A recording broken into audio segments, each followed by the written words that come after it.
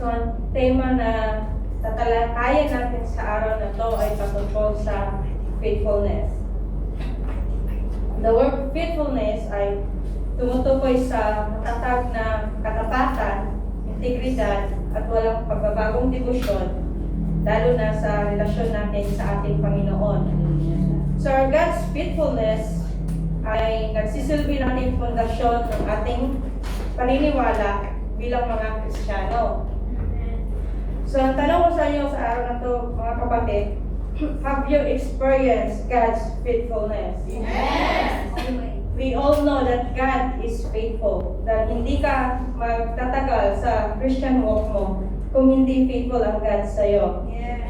So, ang tanong ko ulit, sino dito ang may problema o may mabigat na problema? Amen! Amen! O sino dito ang mga walang pera? Amen! Amen! Amen!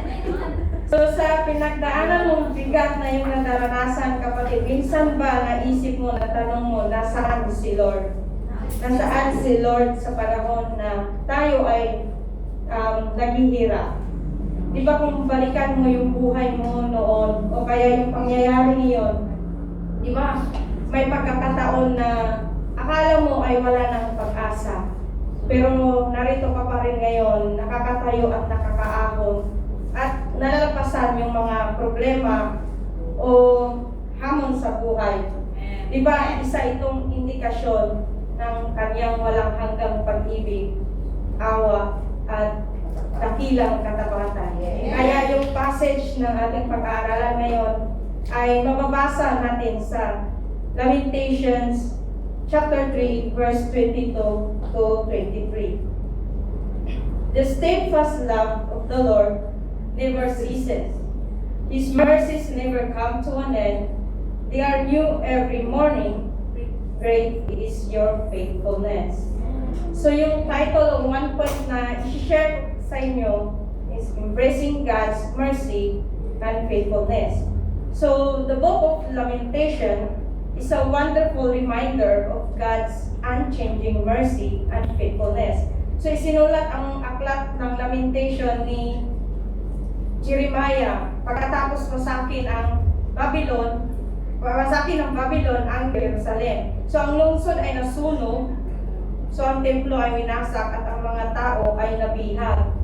At sa kabila ng kalunos-lunos na kalagayan na to, di ba sinabi rito sa verse 22, the steadfast love of the Lord. So sa wikang Hebreo, ang steadfast love, ang ibig sabihin ay ised o nahulugang matatag at walang hanggang pag-ibig ng ating Panginoon. Na yung pag-ibig ng ating Panginoon ay hindi nakabase sa ating mga nagawa o pagkukulang. Na kahit pa sa panahon na tayo ay nadapa o kaya lumayo sa Kanya, ang Kanyang pag-ibig ay nanatili pa rin.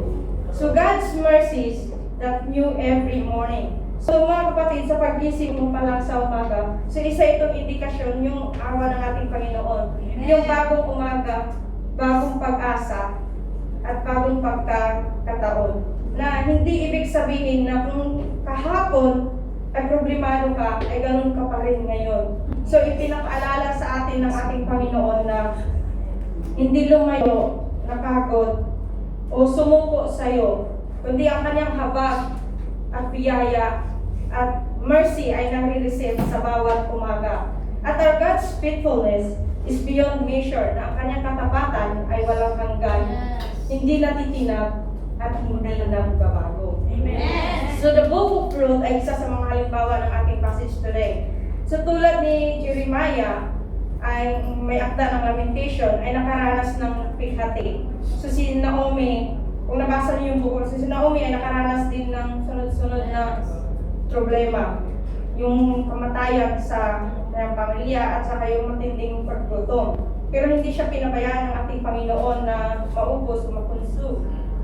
So sa ating passage doon na steadfast love, so nakikita natin ito sa karakter ni Ruth, na ang kanyang katapatan kay Naomi ay nagre-reflect sa katapatan ng Panginoon. So si Ruth, kahit walang kasiguraduhan, pero pinili pa rin niyang manatili. Dahil kanyang pinapakita na tunay na faithfulness ay hindi nakabase sa benepisyo, kundi sa relasyon at paniniwala sa ating Panginoon. Amen.